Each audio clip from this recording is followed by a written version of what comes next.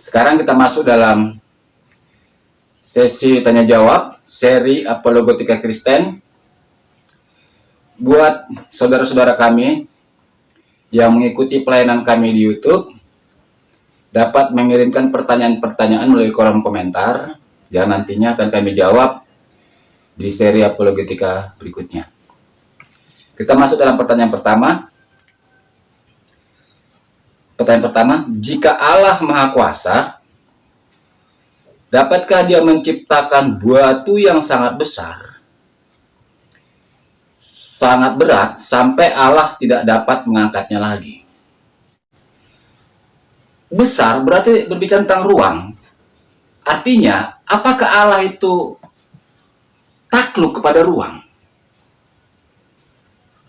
Berbicara tentang ruang, ya, besar. Alam semesta ini itu pun sebetulnya adalah relatif. Kenapa? Bila kita mempercayai alam semesta ini lahir dari teori Big Bang, ya, diciptakan kalau dalam konteks kreasionisme, diciptakan dari seperti teori Big Bang, maka alam semesta ini mengembang dari kecil sampai besar dan sekarang pun masih mengembang. Pertanyaannya, dapatkah Allah menciptakan batu lebih besar dari alam semesta ini? Apakah Allah tunduk kepada ruang? Ruang adalah ciptaan. Allah tidak tunduk kepada ruang. Artinya mau seberapa besar pun batu itu tidak masalah bagi Allah. Itu yang pertama. Yang kedua adalah masalah berat. Sebetulnya menurut saya ini ada pertanyaan yang konyol. Kenapa? Mengangkat berat itu kan hubungannya dengan gravitasi.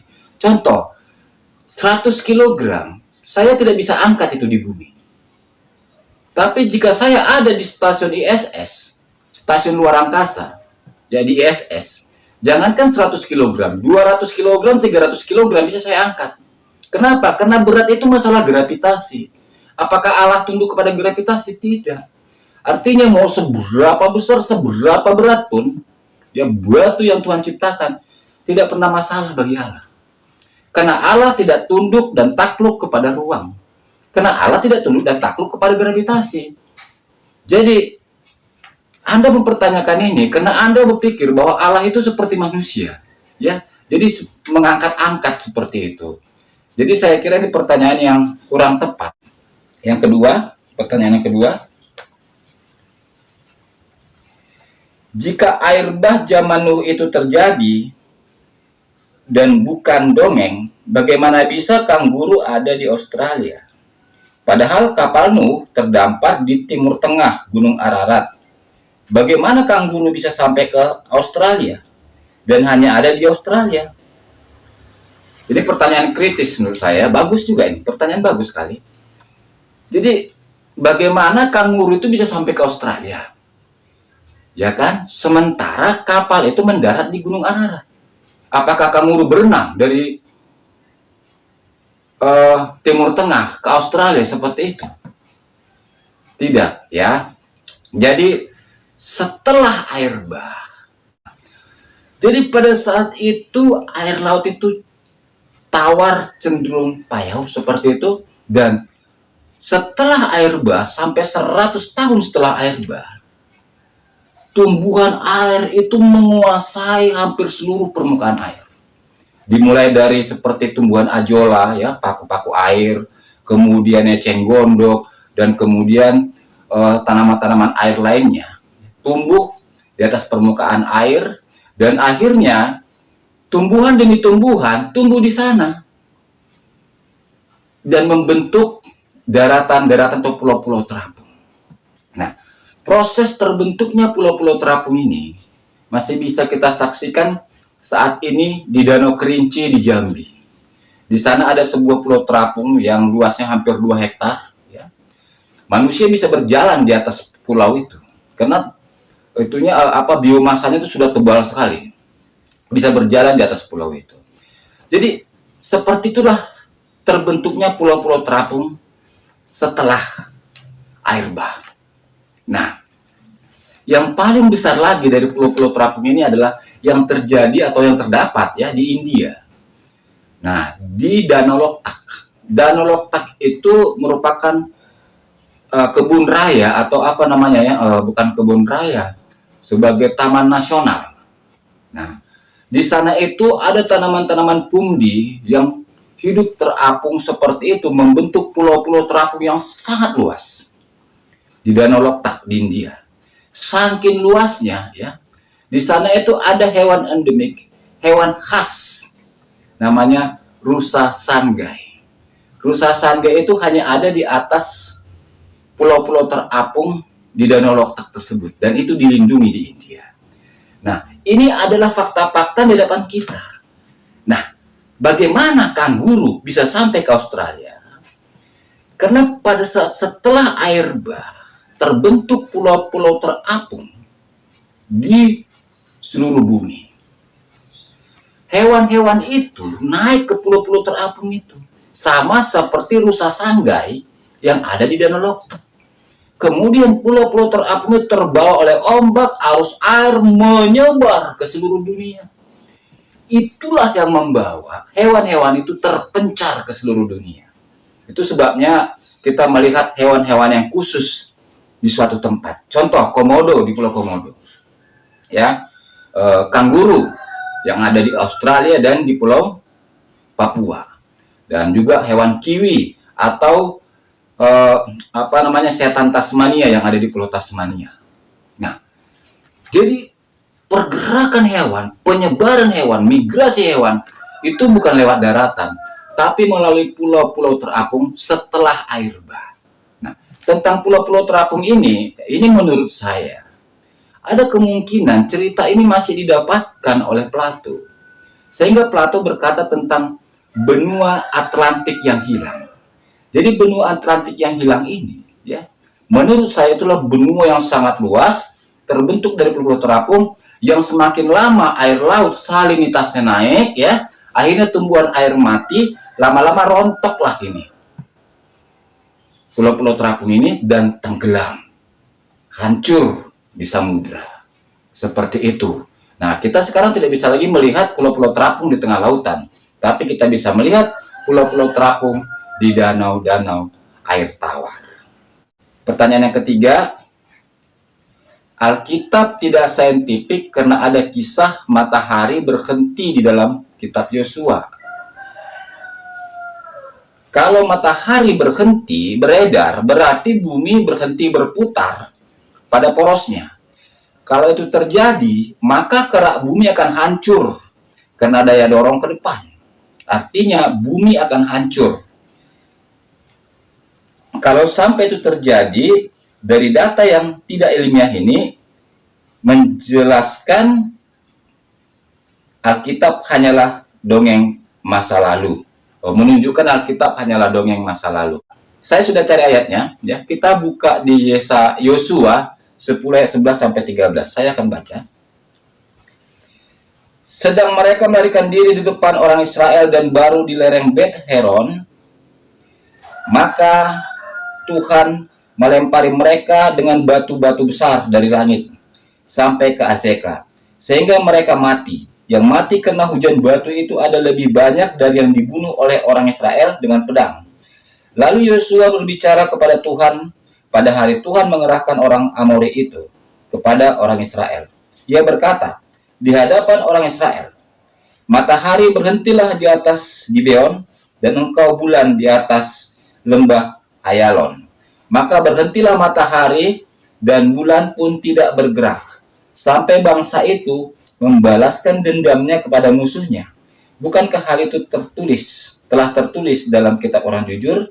Matahari tidak bergerak di tengah langit dan lambat-lambat terbenam kira-kira sehari penuh. Saya setuju seandainya bumi langsung berhenti bergerak, kerak bumi akan hancur karena daya dorong ke depan. Saya setuju itu.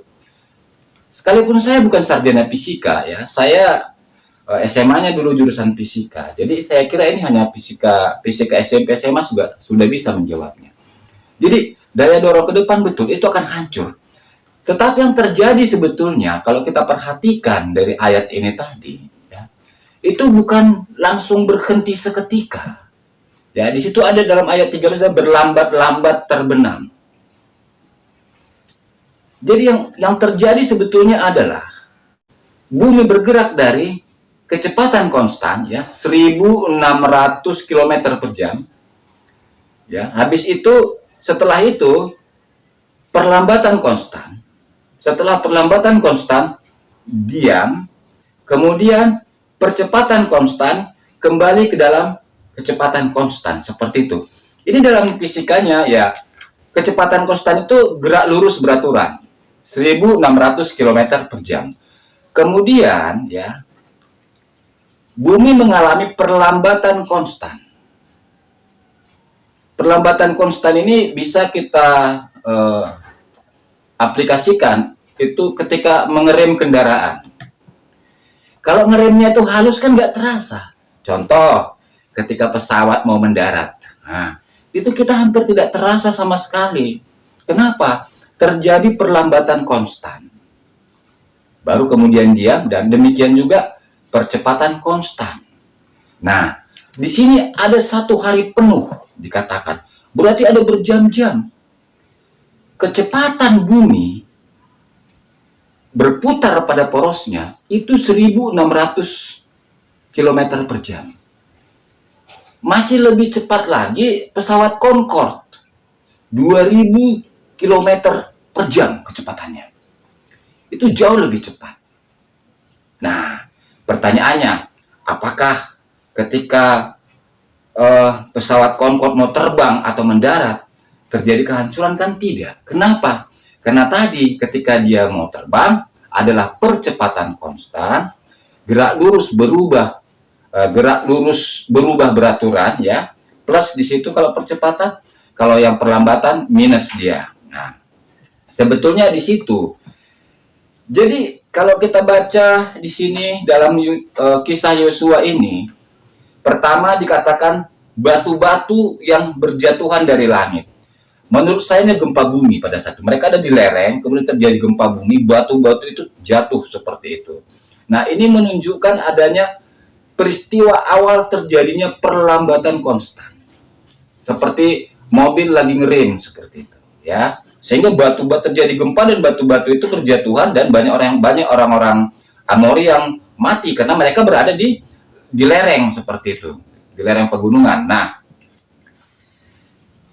Yosua itu berkata setelah dia ada komunikasi dengan Tuhan. Kita perhatikan bahwa di situ Yosua berkomunikasi dengan Tuhan. Kemudian dia mengatakan perintah itu. Artinya bahwa kehendak Allah mendahului kata-kata Yosua supaya matahari itu berhenti. Nah, ketika Yosua berkata berhenti, matahari berhentilah, bulan berhentilah, seperti itu, terjadi perlambatan konstan. Perlambatan itu sangat kecil, sehingga hampir tidak terasa oleh orang-orang yang saat itu menyaksikan peristiwa itu. Sehingga mereka mengatakan matahari berhenti dan perlahan-lahan terbenam. Karena hampir tidak terasa sama sekali. Ada 12 jam, saya kira itu perlambatan konstannya dan percepatan konstannya sangat tipis sekali. Sehingga itu sangat halus dan hampir tidak terasa, sehingga hari itu menjadi sangat panjang.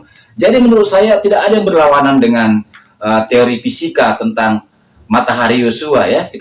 Justru saya lihat justru di sini mendukung karena adanya tadi gempa tadi ya, batu-batu berterbangan dari langit. Nah, bagaimana peristiwa itu terjadi kita tidak tahu, apakah itu Tuhan menggunakan peristiwa alam semesta, contohnya ada komet yang mendekati bumi sehingga menahan gerakan bumi berputar pada porosnya, itu kita tidak tahu. Tetapi yang pasti Alkitab mencatat bahwa peristiwa itu terjadi, dan peristiwa itu bisa terjadi. Dan ini membuktikan bahwa Alkitab itu menganut paham heliosentris, di mana matahari menjadi pusat dari tata surya, bukan geosentris. Kenapa? Kalau geosentris berarti alam semesta yang berhenti, wah itu kan hancur. Nah, tetapi ini karena dia adalah heliosentris, maka hanya bumi lah yang berhenti berputar pada porosnya, maka peristiwa ini menjadi peristiwa fisika yang sederhana sebetulnya. Ya. Ini peristiwa fisika sederhana yang sering kali kita alami dalam kehidupan kita, seperti contohnya peristiwa kita mendarat, ya, pesawat mendarat, kita di dalam pesawat seperti kita mendarat, ya, mau mendarat, kita bisa merasakannya. Jadi ini bukan sesuatu yang tidak masuk akal, tapi bisa dijelaskan dengan fisika sederhana. Saya kira hari ini cukup sekian dulu ya. Nanti kalau ada pertanyaan lagi kita akan lanjutkan. Tuhan Yesus memberkati.